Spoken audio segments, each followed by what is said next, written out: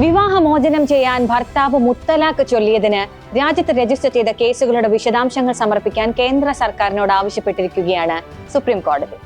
മുത്തലാഖ് ചൊല്ലൽ criminal കുറ്റമാക്കിയതിന്റെ ഭരണഘടനാ സാധുത ചോദ്യം ചെയ്ത് വിവിധ മുസ്ലിം സംഘടനകൾ നൽകിയ ഹർജിയിൽ chief justice Sanjiv Khanna, justice Sanjay Kumar എന്നിവരുടെ ബെഞ്ചാണ് നടപടി സ്വീകരിച്ചത്. മുത്തലാഖിന്റെ നിരോധന നിയമത്തിന്റെ പേരിൽ സെക്ഷൻ 3-4 ആക്ട് പ്രകാരം എടുത്ത കേസുകളുടെ എണ്ണവും കുറ്റപത്രങ്ങളുടെ കണക്കുകളും മറ്റു വിശദാംശങ്ങളും സമർപ്പിക്കണം. മുത്തലാഖ് ചൊല്ലിയുള്ള വിവാഹമോചന സമ്പ്രദായം തന്നെ അസാധുവായി പ്രഖ്യാപിച്ച സാഹചര്യത്തിലാണ് ശിക്ഷ നൽകുന്നതിന്റെ പ്രസക്തിയെ കോടതി ചോദ്യം ചെയ്തിരിക്കുന്നത്. മുത്തലാഖ് നിയമം മൂലം നിരോധിച്ച രീതിയാണ്.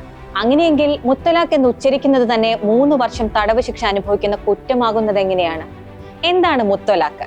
അതെങ്ങനെ നിരോധിക്കപ്പെട്ടു? പരിശോധിക്കാം. കോഡ് ഫോർ ദ പീപ്പിളിലേക്ക് സ്വാഗതം.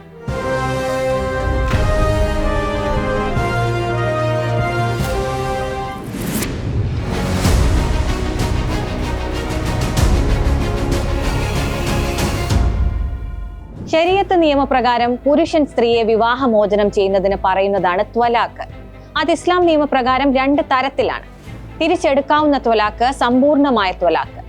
ഇതിൽ തിരിച്ചെടുക്കാവുന്ന ത്വലാഖ് കുറച്ചുകൂടെ ഫ്ലെക്സിബിൾ ആണ്.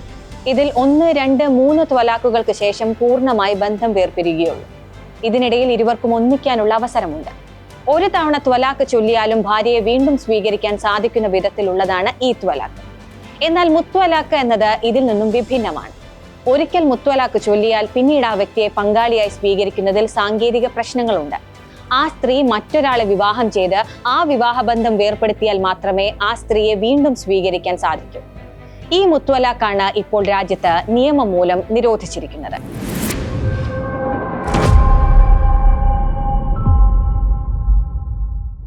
ഉത്തരാഖണ്ഡ് സ്വദേശി 39-കാരി ഷയാറ ബാനു മുത്വലാഖ് നിരോധനത്തിനായി ആദ്യം നിയമ പോരാട്ടത്തിനിറങ്ങിയ വനിത.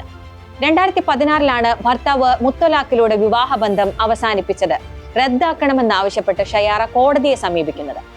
മുത്വലാഖ് സ്ത്രീയുടെ മൗലികാവകാശത്തെ ഹനിക്കുന്നതാണെന്ന് ചൂണ്ടിക്കാട്ടി ഷയാറ 2001 വിവാഹിതയായെങ്കിലും സ്ത്രീധനം കൂടുതൽ ആവശ്യപ്പെട്ട് ഭർത്താവ് പീഡനം തുടങ്ങി. പ്രതിരോധിക്കാനോ ആവശ്യം നടപ്പാക്കി കൊടുക്കാനോ കഴിയുന്ന സ്ഥിതിയിലായിരുന്നില്ല അവർ. അങ്ങനെയിരിക്കെ ഒരു ദിവസം സ്പീഡ് പോസ്റ്റ് വഴിയാണ് ഷയാറയെ ഭർത്താവ് മുത്വലാഖ് ചൊല്ലുന്നത്. തന്റെ 2 മക്കളെയും ഷയാറയ്ക്ക് വിട്ടുകൊടുക്കാൻ ഭർത്താവ് തയ്യാറായില്ല. ഷയാറ ബാനു അതിനെതിരെ പോരാടാൻ തീരുമാനിക്കുന്നു. മുത്വലാഖിനെതിരെ രാജ്യത്ത് ആദ്യമായൊരു ഹർജി സമർപ്പിക്കുന്നത് ഷയാറയാണ്. പിന്നാലെ നിരവധി ഹർജികൾ എത്തി.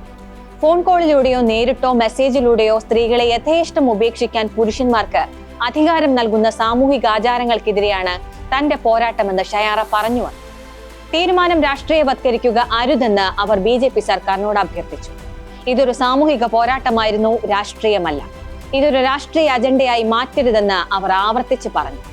2017 ഓഗസ്റ്റ് 22 ഷയാറ ബാനു കേസിൽ മുത്വലാഖ് ചൊല്ലുന്നത് അസാധുവാക്കിക്കൊണ്ടുള്ള വിധി സുപ്രീം കോടതി 5-അംഗ ബെഞ്ച് പുറപ്പെടുവിച്ചത്.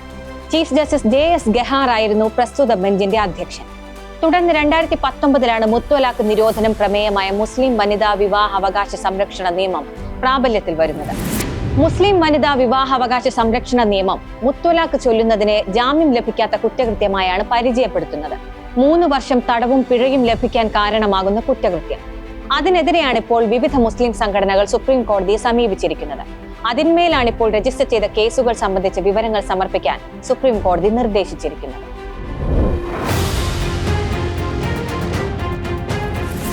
സ്ത്രീകളെ അരക്ഷിതത്വത്തിലേക്ക് നയിക്കുന്നതായിരുന്നു മുത്വലാഖ് നിരോധനത്തിലൂടെ നടന്നതെന്ന വാദവും ശക്തമാണ്. മുത്വലാഖ് നിരോധിക്കപ്പെടുന്നതിനാൽ അങ്ങനെ ത്വലാഖ് ചെയ്യപ്പെട്ട മുസ്ലിം സ്ത്രീ സാങ്കേതികമായി വിവാഹിതയായി തന്നെ തുടരുന്നു.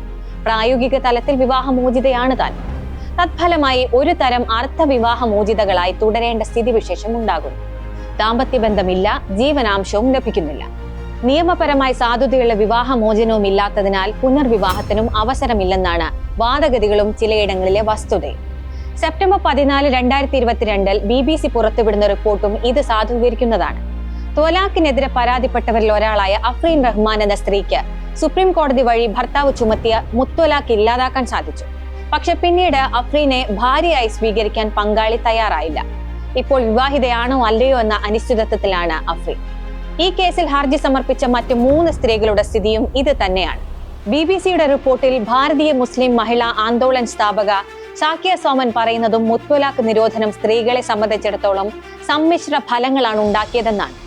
മുത്വലാഖിന് ശേഷം ഭർത്താക്കന്മാർ മാത്രം പുതിയ ജീവിതവും കുടുംബവുമായി കഴിയുന്നു. സ്ത്രീ തുടർന്നും ഏകയായി ജീവിക്കുന്നുവെന്നാണ് റിപ്പോർട്ട് പറയുന്നത്. എന്നാൽ മുസ്ലിം വിഭാഗത്തിൽ മുത്വലാഖ് നിരോധിച്ചതിലൂടെ സാമൂഹികമായ മാറ്റങ്ങൾ വന്നുവെന്നും റിപ്പോർട്ട് ചൂണ്ടിക്കാട്ടുന്നുണ്ട്. മുത്വലാഖ് പരിഷ്കൃത സമൂഹത്തിൽ അംഗീകരിക്കാൻ കഴിയാത്ത വ്യവസ്ഥിതിയാണ്, അത് തീർച്ചയാണ്. എങ്കിലും അതില്ലാതാക്കിയതിനും പുതിയൊരു നിയമനിർമ്മാണം നടത്തിയതിനു പിന്നിലും ഭരണകൂട താത്പര്യങ്ങൾ ഉണ്ടോ എന്നതൊക്കെ ചോദ്യചിഹ്നമായി അവശേഷിക്കുന്നു. മുസ്ലിം സ്ത്രീകളുടെ അഭിമാനമോ അവകാശങ്ങളോ മാത്രമാണോ നിയമം കൊണ്ടുവന്നവരുടെ ലക്ഷ്യമെന്ന വാദങ്ങളും പ്രസക്തം തന്നെ. കോഡ് ഫോർ ദ പീപ്പിൾ ഇനി അടുത്ത വാരം.